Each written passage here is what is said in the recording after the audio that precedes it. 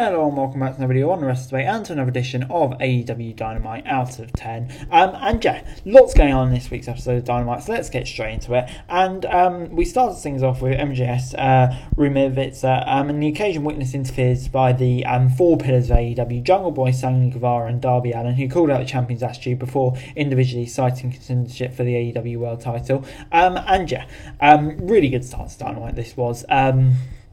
To see the four pillars in the ring, I'd love to get a program with all of those. And yeah, fits in really nice as well. It kind of feels like we've been waiting for this a long time. So yeah, really hyped that as it takes place. Going to go through all of the segments first and then go into the matches. But yeah, Dynamite took place in Winnipeg this week, which of course is Chris Jericho and Kenny Omega's hometown. And Jericho's father, Ted Irvine, was in attendance during the show. The former AEW Tag Team Champions Acclaimed shared a new rap video. And Ricky Starks addressed Duke Robinson's assault last week and called him failed achievements and questioned his decision not to attack him head on.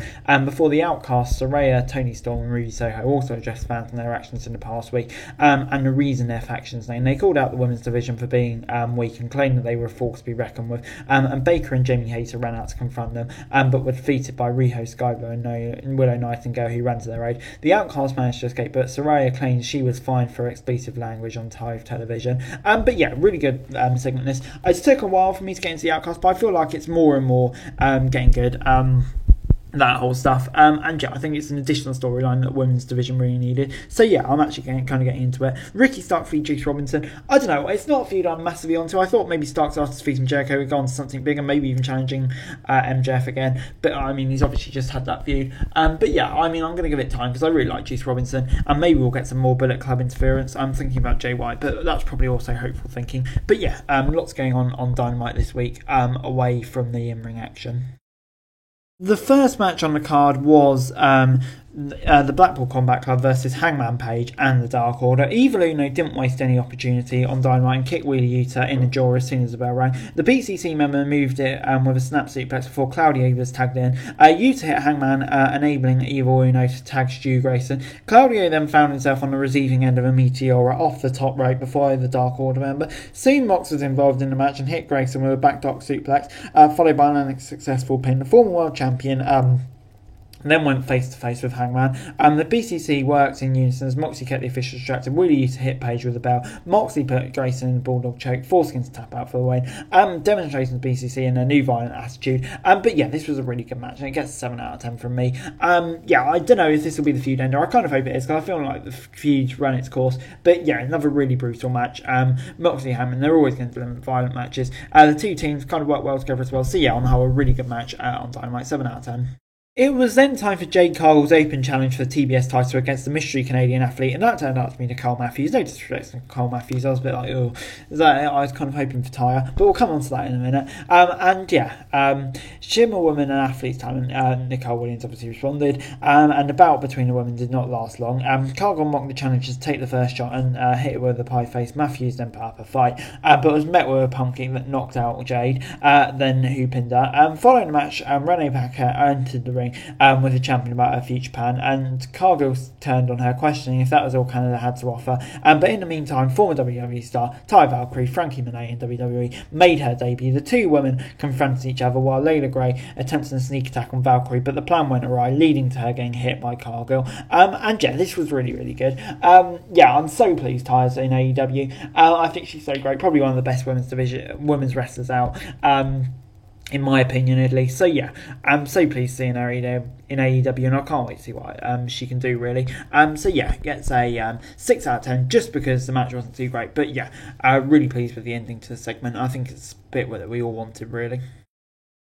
Next up was Orange Cassidy versus Jeff Jarrett for the AEW International Championship. Now, the first few minutes of the match showcased Jeff mocking Orange. The champion then attended the Orange Punk, but his opponent dunked in time. Double J then set the 38-year-old in position for the figure four, but he countered and escaped the move. The brawl speared outside to the ring, wherein Jarrett flung Cassidy over the timekeeper's table and continued his assault through the crowd. During the bout, OC nursed his left knee, seemingly hampering in his in-ring capabilities. The referee started a 10 count, and the former WWE exec rolled back into the ring while while Satnam Singh flung Cassidy onto the apron to prevent a count out. Jarrett then put Cassidy into a sharpshooter, but the champion grabbed the bottom rope. Sanjay Dutt then slid a guitar into the ring with the referee knocked out. Aubrey Edwards rang out and fended off Jarrett, getting ready to hit Cassidy with the instrument. Edwards then banned Jeff Jarrett's alliances from ringside, creating havoc. Meanwhile, Jay Lethal snuck into the ring and hit Cassidy with an award. The match concluded with Cassidy successfully hitting Orange Punch, followed by a pin. And yeah, this was chaos, and I really thought Jeff was going to win it for a title. So yeah, they definitely had me sold there.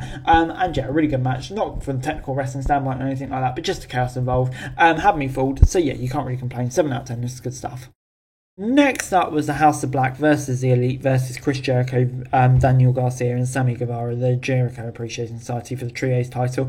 Brody and Sammy kickstarted the match, and the JS member Mock King followed by a dropkick, but soon found himself on the receiving end of a power cycle clothesline. Garcia was then tagged into the match and hit the House of Black member with a chop, but was terrified. He ran towards the Elite corners and to tag them in, but they did not want to be included so soon in the match, and Bear Brody King's wrath. Malachi Black and Chris Jericho were tagged in the match along with Kenny Omega. The standoff was cut short during the remaining House of Black members swarmed to the ring and attacked everyone. While Malachi and Omega exchanged punches, King and Jericho threw shots at the ring. At one point, the Ocho Cleaner came face to face in the ring while fans leapt to their feet. Towards the end, Jericho hit King with his bat while Guevara launched himself over the top rope onto the Elite outside. Jericho then attempted to hit Malachi with the Judas effect, but was met with Black Mass. Garcia then tried to interfere, but found himself on the receiving end of Dante's Inferno, followed by a pin to retain their trios titles. In the aftermath of the Dynamite main event, the Blackpool Combat Club and Dark Order members ran out, continuing to brawl from earlier. However, Uvalune was not penalised,